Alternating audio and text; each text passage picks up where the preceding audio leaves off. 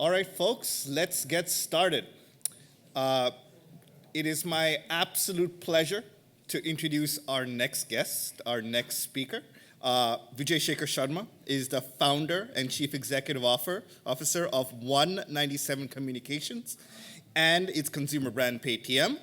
He's a strong believer in emerging technologies, and he's built Paytm into India's largest mobile-first financial services conglomerate within a very short period of time. In 2019, he launched Paytm Payments Bank.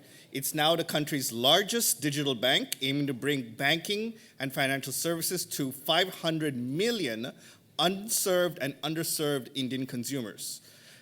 With that, Vijay, it is an absolute pleasure to have you at this summit. Thank you for joining us. Thank you so much for having me here. Thank you. Really appreciate that you're letting me join you all from so far away. And I'm joining from Goa. My address can share. In fact, I'm joining from Goa, where there is a Sangam Summit going on. India-US coordination is happening as we speak. Farid Zakaria and Eric Schmidt are hosting this summit in Goa right now. So that's why I could have not been in person today. Yes, we will make sure to see you in person soon, and we would love to host you here at Northeastern. We know it's very late, so again, we're very happy to have you, despite the late hour. Vijay, we have a lot of Indians in the room, but we also have some people, from other countries and from here in America who might be less familiar with the Paytm story. So, for those of you who don't know, Vijay's had quite an interesting journey. To the extent that Wikipedia is true, you started college at the age of 15 and have had a very interesting journey. Would you mind just talking about your journey as an entrepreneur, where it all started? Were you always interested in entrepreneurship? Please kick us off. Thank you. Thank you so much. In fact, now that you talked about college days, it is true that I joined my college at age of 15, and I'm a teenage graduate from Delhi College of Engineering, University of Delhi, and a graduate in electronics and communications. In fact, more interesting thing is that I had a one-year drop, which means that I completed my K-12 education at age of 13.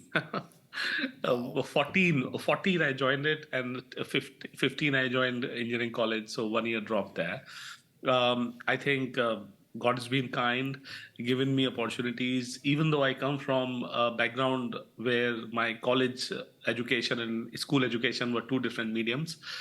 I was Hindi medium student in my school days, and my college, obviously engineering college, expected to be English medium. So it was quite and from a small town to in Aligarh to a big town, the capital of India, made a little bit of uncomfort for me to believe that I would get a job, which is typically a milestone that an engineering college graduate would have it.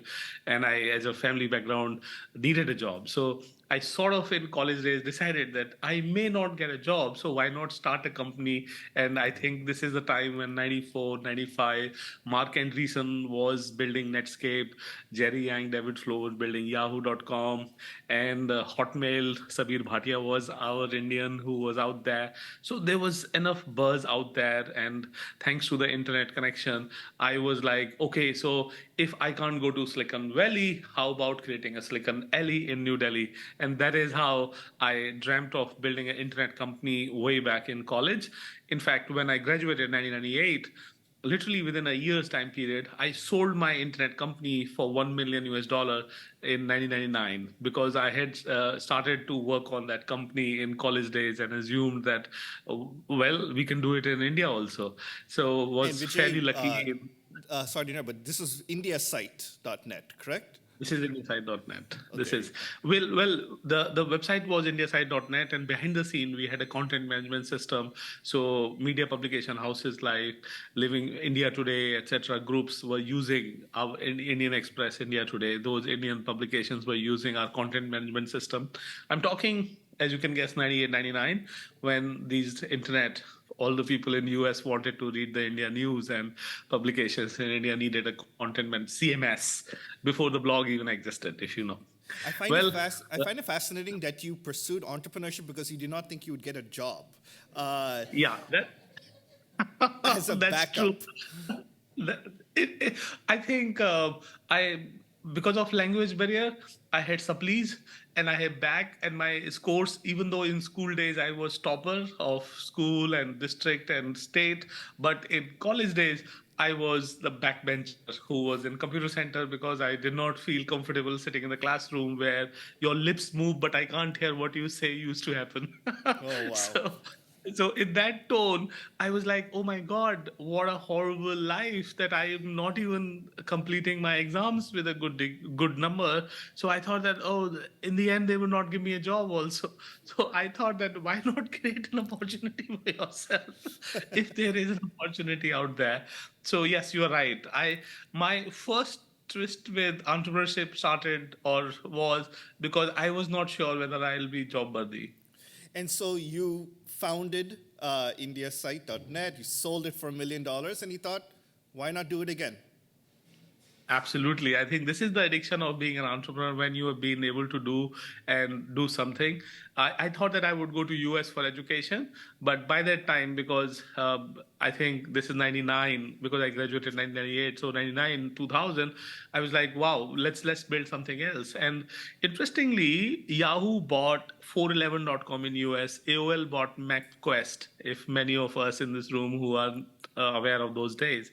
So my friend where we sold started Mapquest equivalent Manchitra mapping company, and I started 411.com equivalent people search called 197 because in India 411 is called 197. You call 197 on a phone to ask phone number of Mr. Sharma. That is how the 197 name actually came about. I think we were So that's why wondering. 197 Communication Limited is nothing but a equivalent inspiration of 411.com, which Yahoo bought for 400 million. I still remember the amount those days. I was wondering where 197 came from. So Okay. you founded 197 Communications. Now, we've been hearing from a number of founders today, and some investors, some founders, and they often talk about the benefits of co-founding with a partner, the importance of finding the right partner. Now, correct me if I'm wrong, 197 Communications is solely founded by you. In fact, you are the sole founder of Paytm, sole founder of 197 Communications. You're the sole founder of indiasite.net. I'm seeing a trend here, Vijay. Can you talk about the choice to found alone versus co-found? There's no secret about it that this is a very tough journey. You always want a partner. So I would always prefer, if I wish I could have had a co-founder, very much in any of these days. When I had done the college days, we were four college friends and we equally split the money. So there was technically no co-founder or the large number of team out there. But when I started 197, none of those came along. And I did not know anyone else. So I said, okay, I'm going to start it.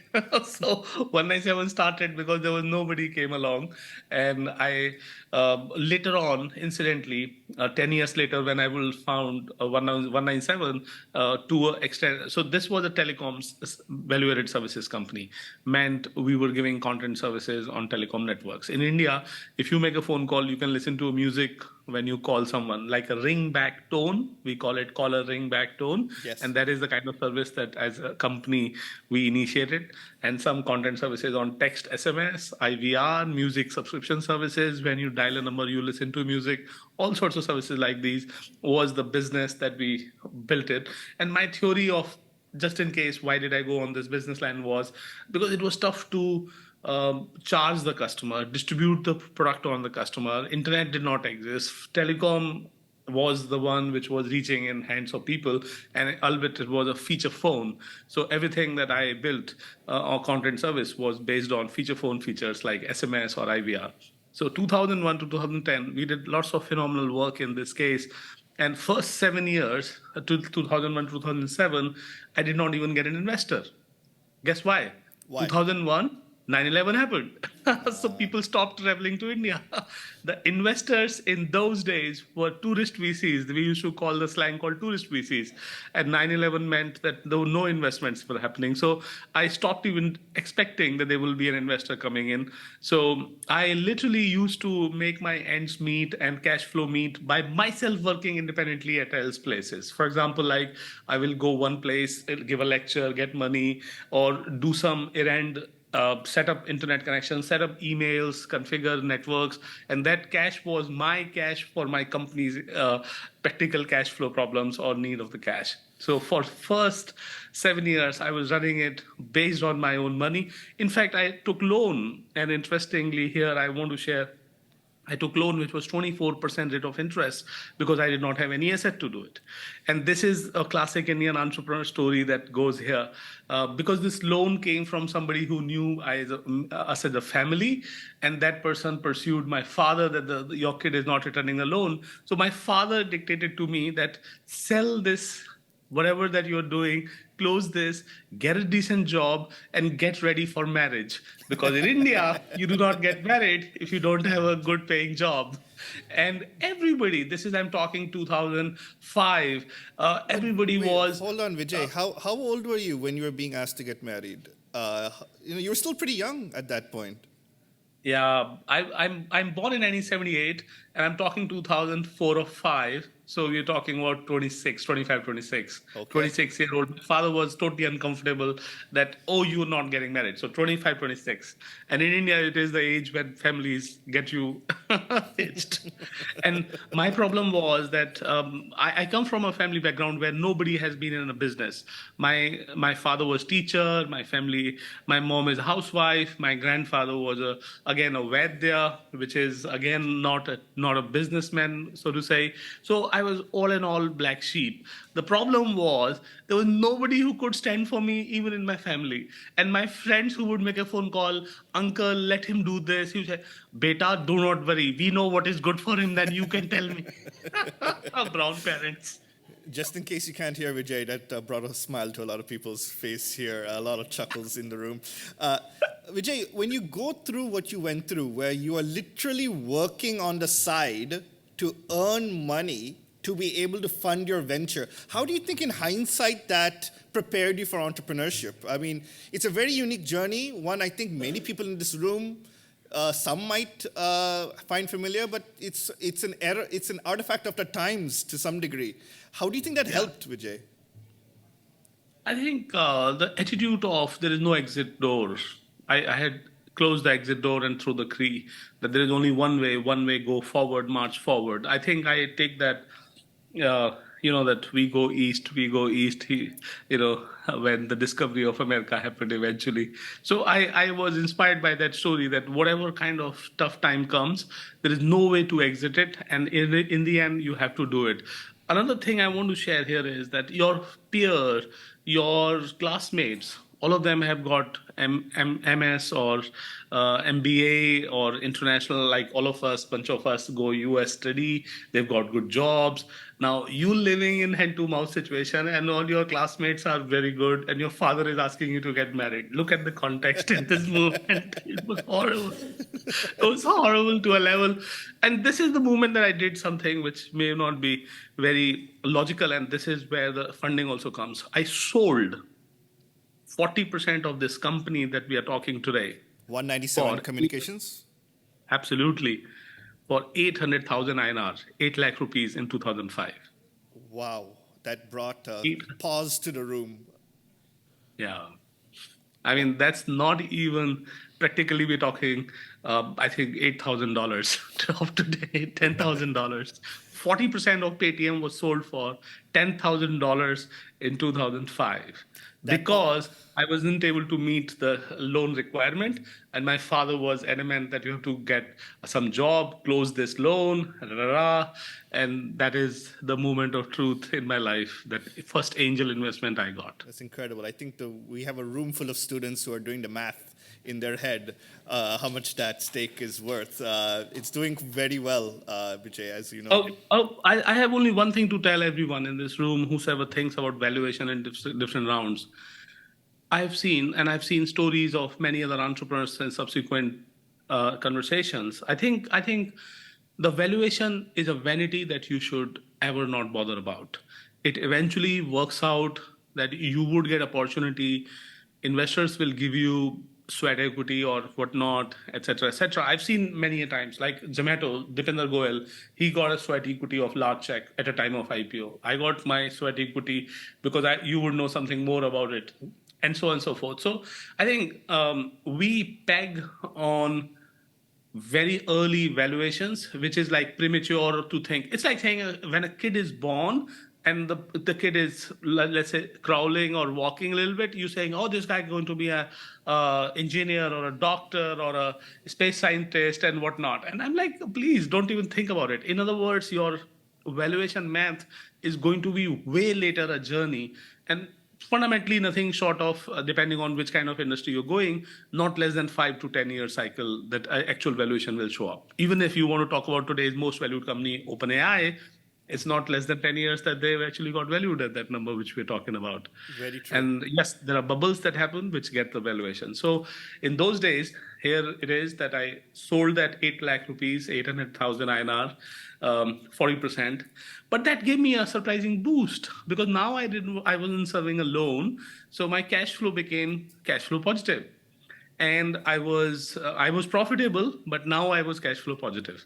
So practically, I started to generate system cash, and I started to install my systems for content services at a breakneck pace. And then I raised money from Elevation Partners, Silicon Valley Bank. Incidentally, Silicon Valley Bank used to have a fund that used to cross-border invest in India. SAP Venture, Intel Capital, different people for next 4 years actually. 2007, 2011, I was able to raise this money. And all in all, I raised 10 million US dollar, by the way. And for all in this room, in those days, in India, ability to raise 10 million, ability to raise this amount was a big number because you do not get an opportunity to. I did not travel to US till 2008, just in case. So your TAM for potential pitches that you can do to people who have large money is so little that whosoever shows up and happily gives you a meeting. That's it, nothing else. Vijay, you were focused on ringback tones and content. Where did the idea for Paytm come from within this period? So this all which I told you, the content services I was working with telecom operators, and telecom operator was like a huge giant company. In front of it, I was a small squirrel. So you were like, oh, this is such a big impedance mismatch. As a engineering statement I can make for people who understood that. They never bothered about they never cared about us. They never paid us in time to everything. And I always wanted to make sure that I think one day I'll get a chance to get out of this telecom operators grind, and I'll be able to do something of my own. So when in 2008 I came, I saw this Steve Jobs miracle called smartphone, iPhone in the hand, and I was like, whoa, this is something extraordinary. And we should peg our future on this very thing. So this is when the thought process in my mind came that we can get out of telecom operators distribution if we can get on smartphone as a distribution. And I think 2009 or 10 he launched App Store, and that was the time I was like, okay, I mean, leave everything. This is where I have to go. So now I started to think that if the smartphone revolution has to happen, and it will inevitably happen, and it will reach India, what should be the business that I should be doing? Content services, I was able to round off, elimination, remove, because in 2010, 11, this is 2011, I remember Andy Rubin launched Android competition for App Store. I was able to tell within my board that all content services on Google and Apple ecosystem will be run by Google and Apple. They will not let it be run by something. And I was able to pick up from the metaphor in the desktop age, if you will. For example, like the biggest productivity system is come from those guys. So FaceTime could come from them only. You can't build something, but you could build cross devices, apps, etc. So I went through round of elimination. Content services, I quickly could understand that no gaming, shaming, and all sorts of things will happen done by Indians because they will be global players. And there was Outfit 7, I remember Angry Bird was launched. Then I came to advertising services. I thought that, okay, monetization will come in advertising. And advertising wise, I quickly could understand that this will be a subset of internet advertising dominated by double click or all those. Eventually Google and Facebook, let me just say that, because those companies eventually ended up merging into Google or Facebook on that time. So I said, okay, this is not the business to get in.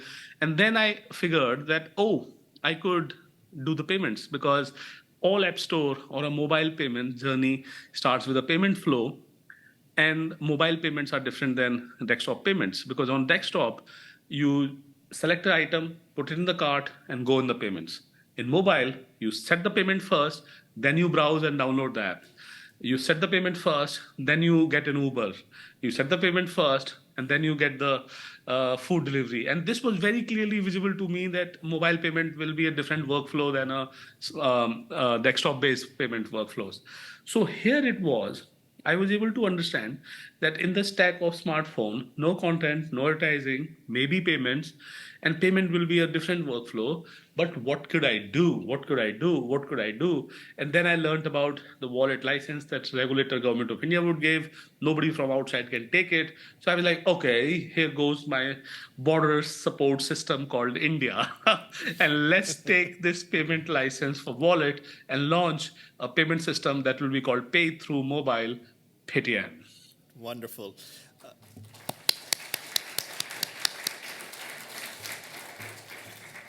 Vijay, we have, as you know, a lot of students in the room.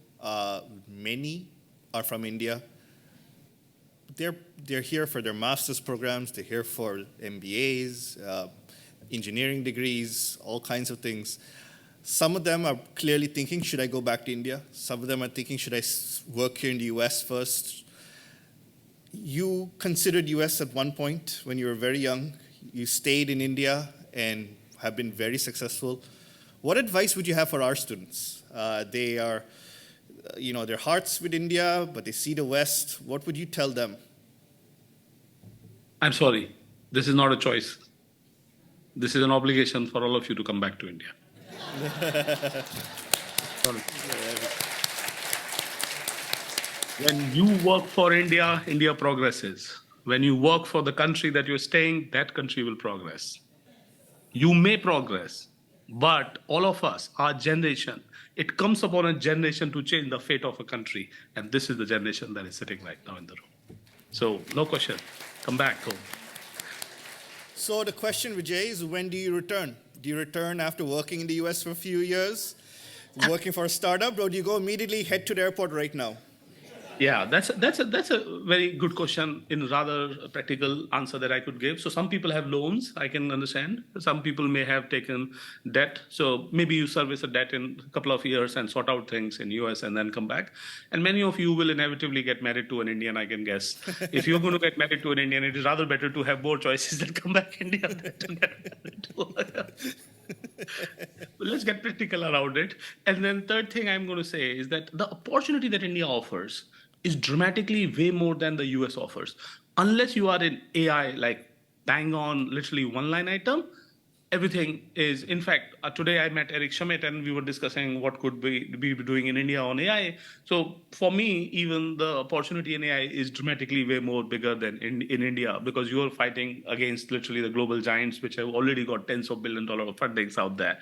So there is no business case of a startup or a problem that you sitting in US will be able to solve better for the rest of the world or for America, because big is getting bigger. In this, the free cash, the before QE era, there was free money flowing in venture.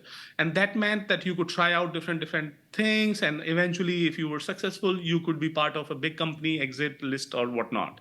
But when it comes to now in the post-QE era, when the interest rates are high and everything else is no more the free money that it used to be, I rather suggest that come back to India, because there is a risk-reward ratio, and the quantum of reward that you could get in India is way more than what you would get it in US. In fact, this is a commercial math also, I'm saying it. In fact, your understanding of how the rest of the world works, your understanding of what India's problem or opportunities as we see them are, it will be phenomenally better. So I'd say a couple of years if you have some loan, etc. But otherwise, come work for, or maybe you want to get a 1 or 2 year experience in the companies, that how do they work in international markets, but not more than 2 years in US. As soon as you go more than 2 years, then you are America, then you're not coming back. So Vijay, would you work for a startup? Would you work for a startup first, or would you work for a major Google or Facebook if you were our Yeah, student it's a shoes? contrarian. It's a contrarian choice. I will work for a big company so that I understand what big companies in US work like. Because a startup in India, startup will be as good as a startup in the US. Wonderful. You did mention briefly, you were talking to someone today about artificial intelligence. You recently launched a fund, the VSS Investments Fund, and Paytm, and through its lending practices. You've been talking about artificial intelligence a lot in the last year. What role do you think AI is going to be playing in the payment space, in the financial inclusion space, for the betterment of society? Yeah, I'll go two steps back and let me help you understand that where is this data coming, then how the AI will play out. So let's understand that retail payments are when individuals are making payments to each other. Now that they are using mobile phones, Paytm, Kardo, those people who understand that would mean that do a Paytm for a payment. And when the payments are being done using mobile phone, smartphone, there is a tremendous amount of data that is getting generated through multiple players, and you could be in value chain anywhere. Remember that when it was plastic and machine, it was literally plastic issuer and the machine owner who used to have the data, which was banks. Now you are an app or you are a QR provider, and there are multiple value chain that you could get. And India also has a lot of data available through a structural method for you. So basically, the mobile payment revolution has brought tremendous amount of data possible. I'll give you an example here so that we are able to practically also anecdotally understand that if you are using your smartphone on an app and making payment of electricity, you can guess that, oh, this electricity bill means that this house has a couple of air conditions and this house is also paying for DTH connections, which are multiple. So I can peg that the proxy income of this household is around this.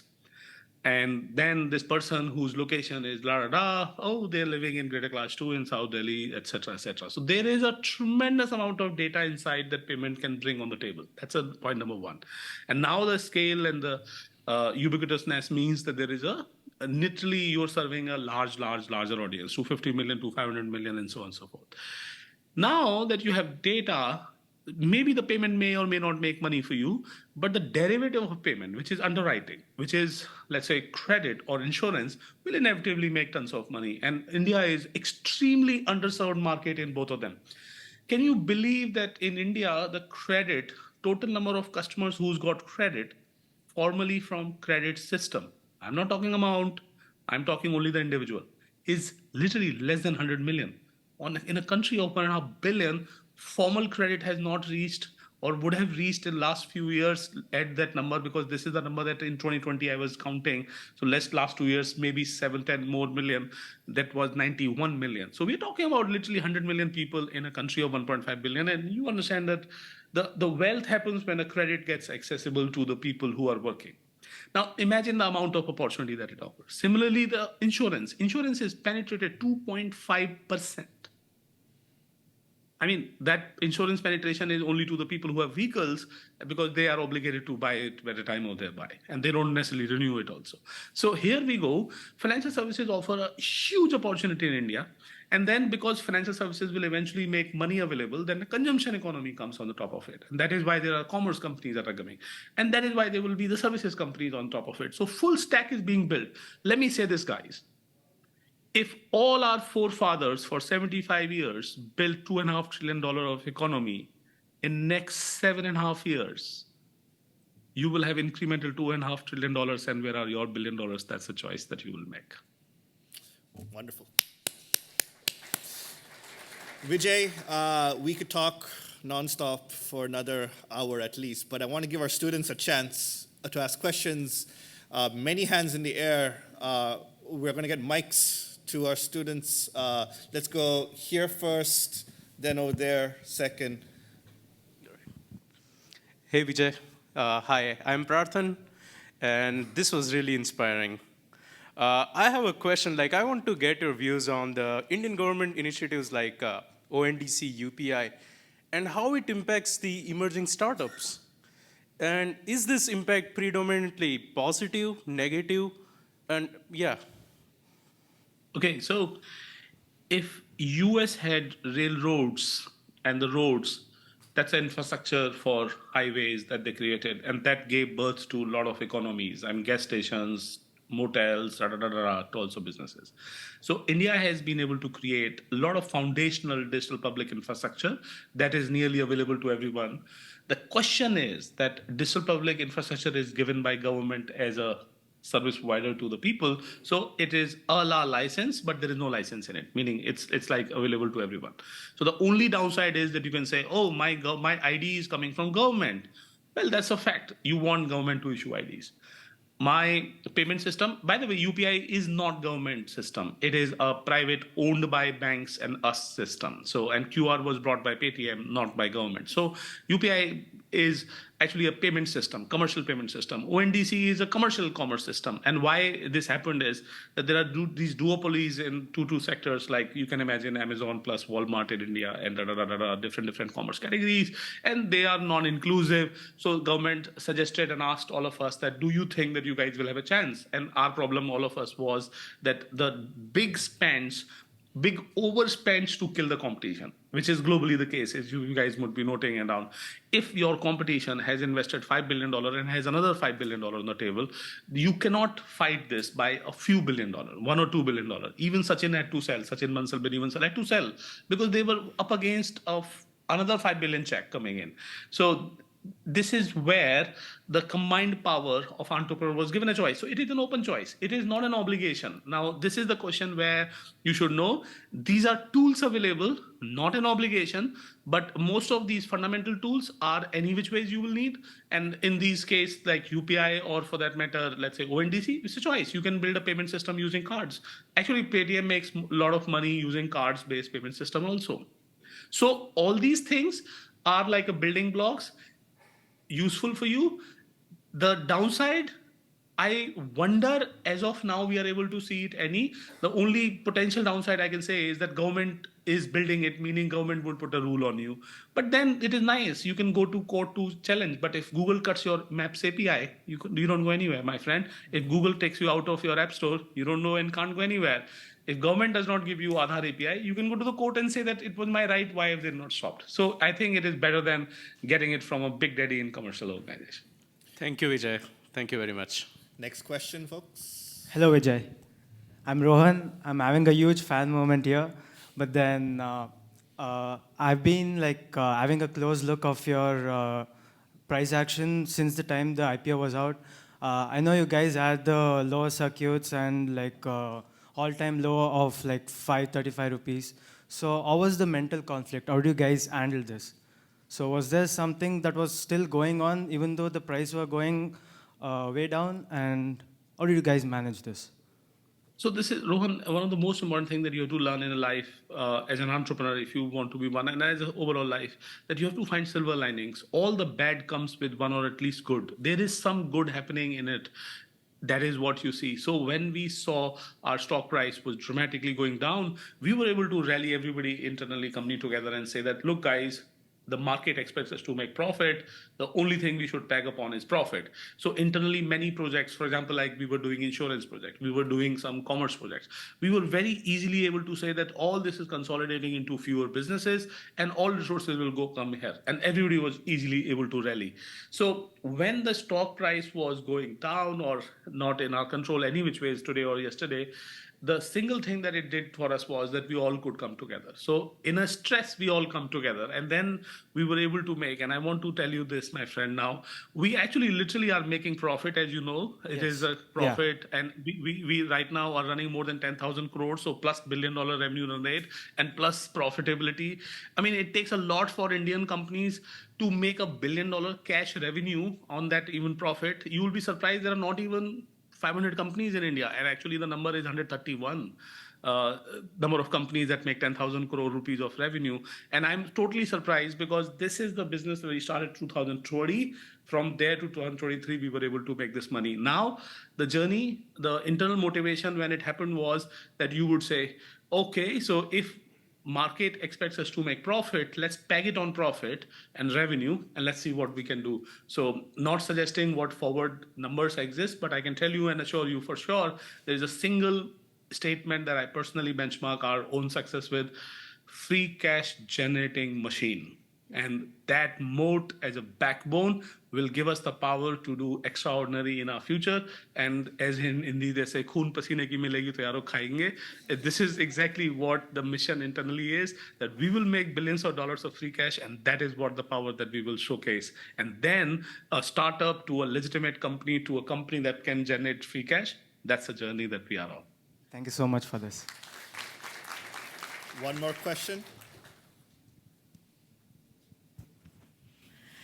Thank you so much for this. My name is Dawn, and I'm an MBA student, but also in my other capacity, I help mentor students who are looking to build startups, especially with social impact. So going back to the trend identified by our professor and how you have consistently and successfully founded companies without a partner or co-founder, what advice do you have for finding that partnership in establishing your board of directors and making and or recruiting those partnerships in the early stages? Or another way to put it, what did you look for and how did you identify those needs?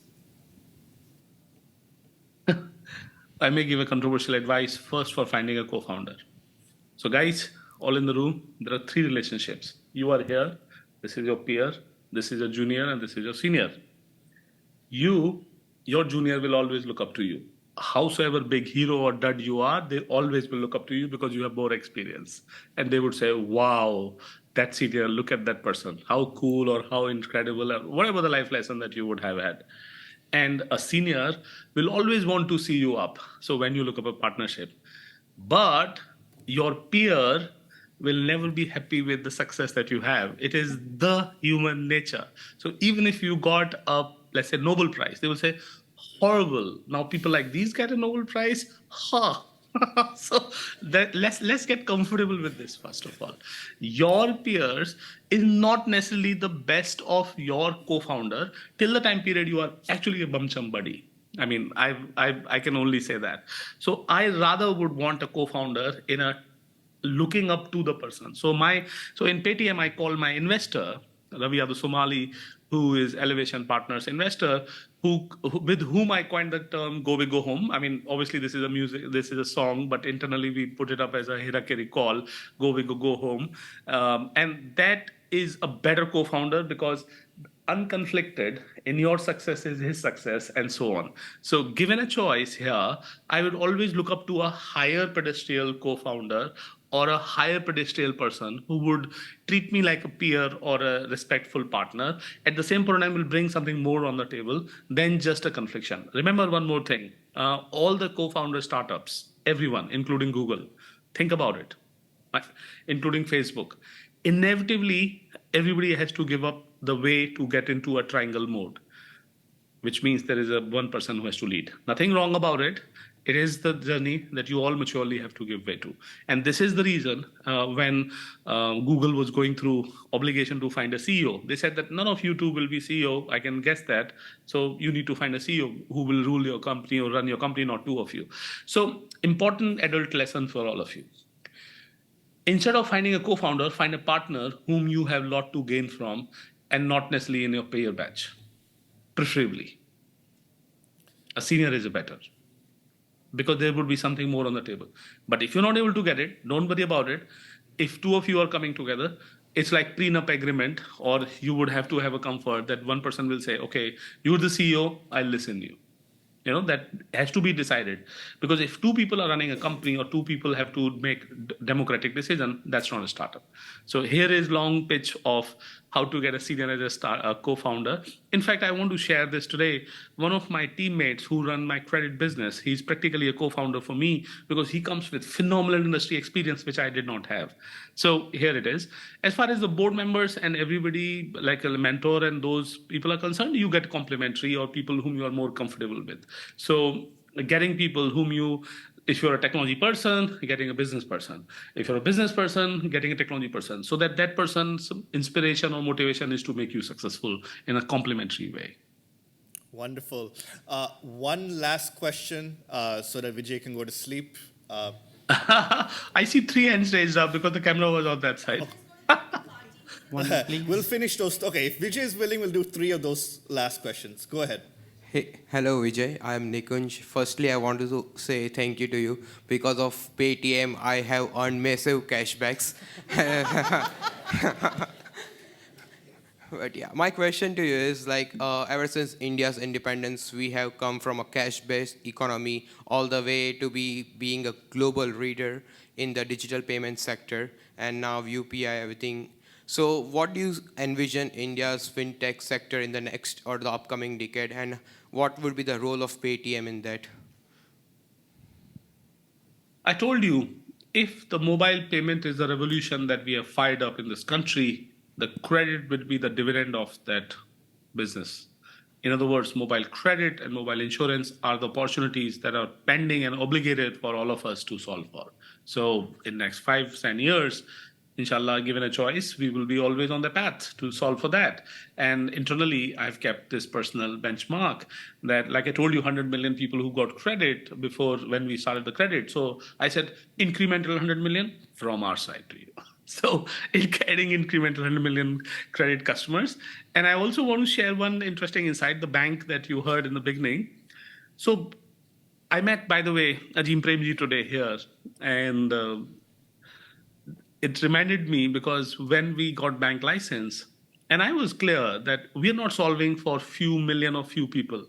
We're solving for a real 500 million people, not billion dil dak dak go. No, no, no, no. Not a marketing jargon. 500 million banking licenses were procured by Paytm Payment Bank on the day one, so that it is clear to everyone what is the commitment that we put on the table. So here it is, 500 million banking customers, 100 million incremental credit customers, percentage of insurance penetrations, and these are all 0 to 1 bets. In other words, that they have to be done and solved in a different way. So that's what I would say the Paytm will be doing. Thank you, Vijay. We are sadly out of time, but another 5 minutes. All right. Can I go? That person over there has been raising their hand from the get-go. Please bring the mic over to this person. Can I talk after you? Yeah, go ahead. Yeah. Thanks a lot. Hi, Mr. Vijays, this is Pranav. Just going like 10 years back, I remember I was using Paytm to pay for gas and etc. But around the same time, there were other players like Free Charge coming in from Mr. Kunal Shah and the other players coming in. So I'm not sure if there was any tension at Paytm's headquarters, but if there was, why? And if there wasn't, why not? So I always have one benchmark of your life when you are building your own success. Whom are you fighting? At Paytm, I've been lucky. In early days, we were challenged by number of startups that you're quoting. Then came the bank, then came the international companies, namely Google's or Facebook, and then came the conglomerates like Reliance. So every 3 years, Paytm has faced a dramatic, bigger gorilla to fight. And I can only say this, that makes this joyride even more joyful. And the only thing I can tell you is we are sure of it, that we not only will be sailing through, but we will be writing the business model and the method that everybody else has to follow. So commitment to do good for customers, commitment to do good for country remains the true motivation for us, not whom we are competing against remains a challenge ever. And to everyone in this room, if you genuinely believe in the customers whom you're serving and the purpose that you're belonging to, I swear on my God, money finds you. You don't find the money. Money finds you. For a person who's the background that I told you, 800,000 rupees for 40%, I raise money for literally the best of China, Jack Ma, best of Japan, Masa, best of US, Berkshire Hathaway. Literally, my cap table has only 4 investors, and 4th is the co-founder that I called Elevation Partner. That's it, guys. Four people gave all the money. And that is what I'm trying to say. If you believe and you are committed to the purpose as all in, you will get the money. Money will chase you, not you will need to find it. Thank you.